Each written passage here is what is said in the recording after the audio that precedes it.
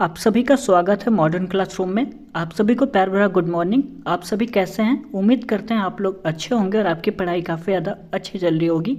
हमने शुरुआत practice set number 1 से किया था और आज हमारी यह 12वीं क्लास होने वाली है। उम्मीद करते हैं आप लोग साथ में नोट्स बना रहे होंगे और मेरा साथ ज़रूर दे रहे होंगे, ऐसा उम्मीद करते हैं। तो चलिए आज की क्लास को हम स्टार्ट करते हैं। आज की क्लास में हमारा पहला प्रश्न है, हाल ही में ग्लोबल इंडिया अवार्ड पाने वाली पहली महिला कौन बन गई हैं? ठीक है, प्रिया सेन, सुधा मूर्ति, वहीदा रहमान या इनमें से कोई नहीं। क्वेश्चन क्या कह रहा है, हाल ही में ग्लोबल इंडिया अवार्ड पाने वाली पहली महिला कौन बन गई हैं? प्रिया सेन, सुधा मूर्ति, वहीदा रहमान या इनमें से कोई नहीं। इसमें आपका ऑप्शन नंबर बी सही हो जाएगा, सुधा मूर्ति। ठीक है, ये जो ग्लोबल इंडिया अवार्ड है यह इन्हें कहाँ पे मिला है? तो इन्हें कनाडा में मिला है, ध्यान रखिएगा, कनाडा में मिला है इन्हें यह अवार्ड। ये जो सुधा मूर्ति हैं ये हो जाएंगे आपकी ऋषि सुनक की सास, ध्यान रखिएगा, ऋषि सुनक की ये सास हैं। अब कहेंगे कि मैं ये क्यों बता रहा हूँ, तो ऋषि सुनक आप सभी को पता होगा, मुझे ऐसा पूरा उम्मीद है, क्योंकि सभी को पता होना चाहिए। ऋषि सुनक ये आपके ब्रिटेन के पीएम हैं, ब्रिटेन के पीएम। ठीक है, इसीलिए मैं आपको बता रहा हूँ, ये ऋषि सुनक की सास हो जाएंगी कौन? सुधा मूर्ति, ध्यान रहेगा आपको। चलिए आगे बात करते हैं वहीदा रहमान की। इन्हें 2023 में 53वां दादा साहेब फाल्के अवार्ड दिया गया है। ठीक है, दादा साहेब फाल्के अवार्ड इन्हें मिला है। यहाँ तक आपको बात समझ में आ गया। ग्लोबल इंडिया अवार्ड पाने वाली पहली महिला कौन बनी है? सुधा मूर्ति। यह इन्हें कनाडा में दिया गया है, ऋषि सुनक की सास हो जाएंगी और ऋषि सुनक ब्रिटेन के पीएम हैं। ऑप्शन में वहीदा रहमान दिया हुआ है, तो ये इन्हें 2023 में 53वां दादा साहेब फाल्के अवार्ड भी दिया गया है। ठीक है, यहाँ तक बातें आपके समझ में आ गई। चलिए यदि हम बात करें सुधा मूर्ति की, कुछ और बातें इनसे ध्यान रखिए, इनकी बुक्स जो हैं उसको आपको ध्यान रखना है। पहला आपका हो जाएगा डॉलर बहू, जो कि एग्ज़ाम में बार बार पूछा जाता है, तो आप लोग ज़रूर इसको ध्यान में ज़रूर रखिए। ठीक है, दूसरा हो जाएगा वाइज एंड अदरवाइज, दूसरी बुक हो जाएगी। तीसरी बुक हो जाएगी 3000 टाके, ये आपकी 3 बुक हो जाएंगी। ध्यान रहेगा आपको, मैं एक बार फिर से रिवीजन करा दे रहा हूँ। ग्लोबल इंडिया अवार्ड पाने वाली पहली महिला कौन हो जाएंगी? तो सुधा मूर्ति। ऋषि सुनक की यह सास हैं, ऋषि सुनक ब्रिटेन के पीएम हो जाएंगे। इन्हें अवार्ड कहाँ मिला? तो कनाडा में मिला। और इनकी बुक्स मैंने 3 बताई, कौन कौन सी? पहला डॉलर बहू, जो कि एग्जाम में आता है, वाइज एंड अदरवाइज, और 3000 टाके काफ़ी ज़्यादा इंपॉर्टेंट है। वहीदा रहमान, इन्हें 2023 में 53वां दादा साहेब फाल्के अवार्ड दिया गया है। उम्मीद करते हैं आपको इतनी बातें समझ में आ गई होंगी। तो चलिए अगला प्रश्न है हमारा, हाल ही में किस राज्य में भारत का पहला जल विश्वविद्यालय खुलेगा? राजस्थान में, उत्तर प्रदेश में, महाराष्ट्र में या पश्चिम बंगाल में? कहाँ पर खुलेगा? तो इसमें आपका ऑप्शन नंबर कौन सा? बी सही हो जाएगा, उत्तर प्रदेश में यह जल विश्वविद्यालय खुलेगा। आपको कुछ फैक्ट्स है उसको मैं बता दे रहा हूँ, ध्यान रखिएगा। पहला पशु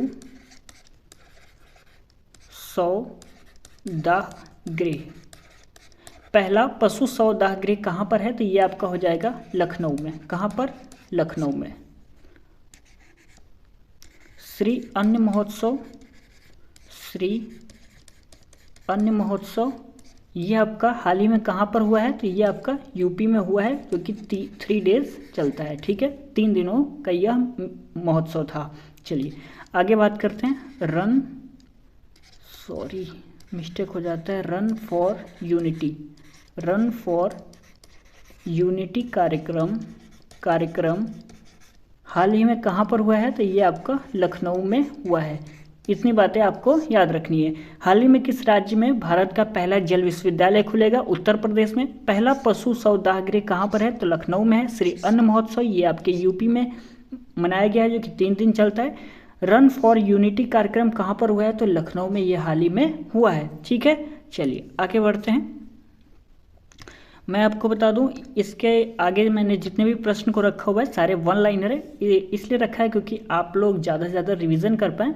उसमें मैं काफ़ी ज़्यादा डिटेल से प्रश्नों को बता रहा था, लेकिन अब वो 1 से 2 क्लास मैं आपको केवल वन लाइनर ही कराने वाला हूँ। ठीक है, तो चलिए, मोहिनीअट्टम किस राज्य का शास्त्रीय नृत्य है? ये मैंने आपको बहुत सारे क्लासेस में बताया होंगे। ठीक है, किसका है? तो ये आपका हो जाएगा केरल।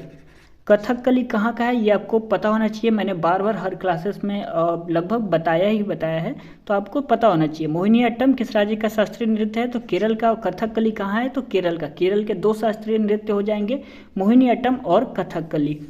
मैं यहाँ पे लिख दे रहा हूँ कथकली। सत्रिया जो नृत्य है, शास्त्रीय नृत्य, ये कहाँ का है? आप लोग कमेंट करके बताइएगा। ठीक है, पंडित रामनारायण का संबंध किस वाद्य यंत्र से है? ये आपको बताना है। तो ये आपका हो जाएंगे सारंगी वाद्य यंत्र से इनका संबंधित हो जाएंगे। बोनालू उत्सव किस राज्य में मनाया जाता है? तो ये आपका तेलंगाना में मनाया जाता है। कहाँ पर? तेलंगाना में मनाया जाता है। रामप्पा मंदिर किस भगवान को समर्पित है? किस भगवान को? तो भगवान शिव को समर्पित है। ध्यान रखिएगा, भगवान शिव को समर्पित है। द ब्लू अम्ब्रेला किसकी पुस्तक है? द ब्लू अम्ब्रेला किसकी पुस्तक है? तो ये आपका हो जाएंगे रस्किन बॉन्ड की। Ruskin bond. मैं बी स्टाइल से लिखने जा रहा था लेकिन हो नहीं पाया, तो कोई बात नहीं, रस्किन बॉन्ड। ध्यान रहेगा, मैं फिर से बता दे रहा हूँ। 73 क्वेश्चन कह रहा है मोहिनीअट्टम किस राज्य का शास्त्रीय नृत्य है? तो केरल का। और ध्यान रखिएगा, केरल का एक और मैंने बताया कथकली। पंडित रामनारायण का संबंध किस वाद्य यंत्र से है? तो सारंगी से हो जाएगा। बोनालू उत्सव किस राज्य में मनाया जाता है? तो तेलंगाना राज्य में मनाया जाता है। रामप्पा मंदिर किस भगवान को समर्पित है? तो भगवान शिव को समर्पित है। ध्यान रहेगा। द ब्लू अम्ब्रेला किसकी पुस्तक है? तो रस्किन बॉन्ड की यह पुस्तक हो जाएगी। चलिए आगे बढ़ते हैं।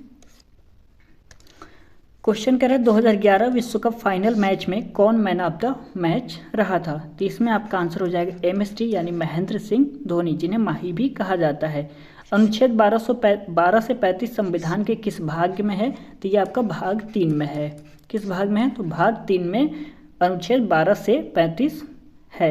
किस भाग में? तो संविधान के भाग 3 में है। मलिक काफूर किस शासक का गुलाम सेनापति था? ये क्वेश्चन कह रहा है मलिक काफूर किस शासक का गुलाम सेनापति था? तो ये किसके हो जाएंगे? तो ये हो जाएंगे आपके अलाउद्दीन खिलजी। अलाउद्दीन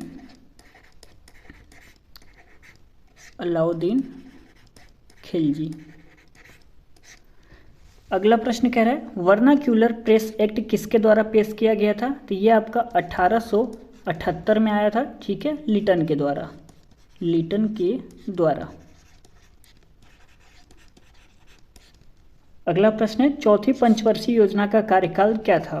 तो चौथी पंचवर्षीय योजना का कार्यकाल आपका हो जाएगा 1969 से 74 तक। यदि बात करें पहली पंचवर्षीय योजना तो 1951 से 56, दूसरी 1956 से 61 और तीसरी हो जाएगी 1961 से 66 और चौथी आपकी हो जाएगी 1969 से 74। ध्यान रहेगा।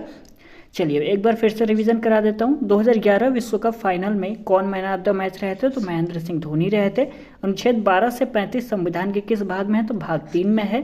मलिक काफूर किस शासक का गुलाम सेनापति था? तो अलाउद्दीन खिलजी का। वर्नाक्यूलर प्रेस एक्ट किसके द्वारा पेश किया गया था? तो 1878 में लिटन के द्वारा। और चौथी पंचवर्षीय योजना का कार्यकाल था 1969 से 74 तक ये कार्यकाल हो जाएगा। पहला पंचवर्षीय योजना 1951 से 56, दूसरा 56 से 61 और तीसरा 1961 से 66 तक था। उम्मीद करते हैं आपको इतनी बातें समझ में आ गई होंगी और आपको प्रश्न के जो आंसर है वो याद भी हो जा रहे होंगे। तो चलिए आगे बढ़ते हैं। थावा उत्सव किस राज्य में मनाया जाता है? ये हमारा प्रश्न है। थावा उत्सव किस राज्य में मनाया जाता है? तो ये आपका मनाया जाता है बिहार में। कहाँ पर मनाया जाता है? बिहार में मनाया जाता है। विरासत पोर्टल किस मंत्रालय ने जारी किया है? यदि आपने और जो मैंने 11 क्लासेस जीएस का कराया है तो आपको प्रश्नों का आंसर लगभग पता होना चाहिए। ठीक है, क्योंकि मैं ज़्यादा से ज़्यादा आपको उसी प्रश्नों में से मैंने यहाँ पे वन लाइनर को बनाया हुआ है, कुछ अलग से भी क्वेश्चन को मैंने ऐड कर लिया है ताकि आपको कम समय में ज़्यादा से ज़्यादा क्वेश्चन कराया जा सके। विरासत पोर्टल किस मंत्रालय ने जारी किया है? तो ये आपका हो जाएगा गृह मंत्रालय द्वारा। पुरुष एशियाई हॉकी चैंपियन ट्रॉफी 2023 भारत ने किसे हराकर जीती है? तो ये आंसर हो जाएगा आपका मलेशिया को हराकर यह ट्रॉफी जीती है। ठीक है, चलिए आज के क्लास में बस इतना ही। यदि वीडियो आपको पसंद आया होगा तो प्लीज़ इस वीडियो को लाइक कर दीजिएगा, क्योंकि आप लोग वीडियो को लाइक करना भूल जाते हैं, तो ऐसा मत क्या करिए। ये वीडियो आपके लिए ही बनाया जाता है ताकि आपको ज़्यादा से ज़्यादा अब फ़ायदा हो, लेकिन आप लोग ऐसा नहीं करते हैं तो अच्छा नहीं लगता है, ठीक है। लेकिन क्या ही कर सकते हैं, अपने दोस्तों में इस वीडियो को शेयर भी कर सकते हैं, ठीक है। यदि आपको लगता है कि सर आपके लिए मेहनत कर रहे हैं तो प्लीज़ शेयर ज़रूर कर दिया करिए, क्योंकि आपके एक लाइक शेयर कमेंट से हमें काफ़ी ज़्यादा मोटिवेशन मिलता है और लगता है कि हम आपके लिए सच में मेहनत कर रहे हैं। तो प्लीज़ शेयर कर दीजिएगा। कमेंट करके आप हमें बता सकते हैं कि आपको वीडियो कैसा लगता है, या कुछ सुझाव हुआ करे तो भी आप हमें बता सकते हैं कि क्या कमी थी या कुछ मिस्टेक हो गया है, तो आप लोग प्लीज़ कमेंट करके बता सकते हैं, जो भी हो, ठीक है। और ऐसे वीडियोस पाने के लिए हमारे चैनल को सब्सक्राइब कर सकते हैं और अपने दोस्तों में भी शेयर करके बोल सकते हैं सब्सक्राइब करने को। यदि आपको लगता है कि हम अच्छा पढ़ा रहे हैं तब करिएगा, वरना मत करिएगा, ठीक है। मैंने एक SSC GD के लिए GK की क्लास अपलोड किया था, उस पर लगभग 8 से 9 घंटे हो गए थे, लेकिन उस पर एक भी व्यूज़ नहीं आया था, मतलब किसी ने देखा तक नहीं। यदि आप लोगों को लगता है कि सर अच्छा नहीं पढ़ा रहे हैं या कुछ कमी है तो प्लीज़ आप लोग कमेंट करके ज़रूर बताया करिए, ठीक है। क्योंकि ऐसा नहीं है कि आप लोग पढ़ते नहीं होंगे, पढ़ते होंगे। आप लोग पेड कोर्सेज खरीद के पढ़ लेते हैं, लेकिन यहाँ पे फ्री में मैं सच में अच्छा आपको पढ़ाने की कोशिश कर रहा हूँ, क्योंकि मैं खुद पढ़ता हूँ, तो कोशिश कर रहा हूँ कि आपको मैं जो पढ़ रहा हूँ या आपको उससे भी अच्छा चीज़ आपको प्रोवाइड किया जाए। क्योंकि यदि आप लोग यही करते हैं कि दिन भर फ़ोन पे लगे रहते हैं, कि रात भर दिन भर लड़के लड़कियों से बातें करना है आप लोगों को, तो प्लीज़ अपना कैरियर बना लीजिए। क्योंकि आपके माता पिता यही सोचते हैं कि मेरा बेटा बाहर रह रहा है तो पढ़ाई कर रहा होगा, ठीक है। क्योंकि आपकी जितनी तेज़ी से उम्र बढ़ रही है उतनी तेज़ी से आप लोगों की माता पिता की ना उम्र घट रही है। तो प्लीज़ आप लोग अपने लिए ना सही, कम से कम माता पिता के लिए तो कम से कम पढ़ लीजिएगा, ताकि वो उनके जो मतलब चेहरे पे थोड़ी सी खुशी आ जाए कि हमारा बेटा या बेटी सफल हो गया। लेकिन आज के ज़माने में तो ऐसा बिल्कुल भी पॉसिबल नहीं है, ठीक है। कोई पढ़ना नहीं चाहता है, सब लोग बस रात होने का इंतज़ार करते हैं ताकि लड़का लड़की से बात कर सके और लड़की लड़के से बात कर सके, बस यही होता है। तो प्लीज़ ऐसा मत क्या करिए, आप लोग अपने कैरियर पे ध्यान दीजिए, ठीक है। क्योंकि आप लोग ऐसा नहीं करेंगे तो बेरोज़गार रह जाएंगे, फिर यही होगा, शादी हो जाएगा, बच्चे खिलाएंगे, बस यही करने वाले हैं आप लोग, ठीक है। तो कम से कम पढ़ लीजिए। ये जो वीडियो अपलोड करता हूँ आप लोगों के लिए तो किया जाता है, लेकिन आप लोगों को देखना नहीं है। GK की क्लास में डेली उस पर मेहनत करके टाइपिंग करके ज़्यादा से ज़्यादा अच्छा कंटेंट मतलब एकत्रित करके आपको देता हूँ, लेकिन उस पर 8 से 9 घंटे हो गए, लेकिन उस पर एक भी व्यूज़ नहीं आया। क्यों? कोई प्रॉब्लम है तो प्लीज़ बता दीजिए। या कुछ लगता है कि हम आपके लिए मेहनत नहीं कर रहे हैं, या कुछ कमी है, या अच्छा कंटेंट नहीं दे रहे हैं, तो भी आप हमें कमेंट कर सकते हैं, मैं उसमें सुधार कर लूँगा। ऐसा आप लोगों से हो नहीं पाता है। यदि आप लोगों को यही करना है दिन रात, तो प्लीज़ आप लोग अच्छे से करिए, ठीक है। क्योंकि लोग ये बोलते हैं कि आपको जो भी करना है, पढ़ना है तो बिल्कुल अच्छे से पढ़िए ताकि आपको सफलता मिल जाए। यदि आपको लड़के लड़कियों से बातें ही करना है रात भर और दिन भर, आप लोग को यही मकसद है, तो आप लोग वही करिए, जी जान लगा कर, कम से कम उसमें तो सफलता मिल जाए। उम्मीद करते हैं आपको जो भी काम कर रहे हैं उसमें सफलता मिल जाए, ये मेरी चाहत है, ठीक है। जो भी करें अच्छे से करें, पढ़ना है पढ़ाई करिए, बातें करना है बातें कर लीजिए, जो भी करना है बहुत अच्छे से करिए। मेरी तरफ से बस यही दुआ है। तो चलिए आज की क्लास को एंड करते हैं। उम्मीद करते हैं आप लोग को अच्छा लगा होगा, तो शेयर कर देंगे, नहीं करेंगे तो कोई बात नहीं, मैं तो मेहनत करता ही रहूँगा, आप लोग ना सही कोई और देखेगा। तो चलिए, धन्यवाद।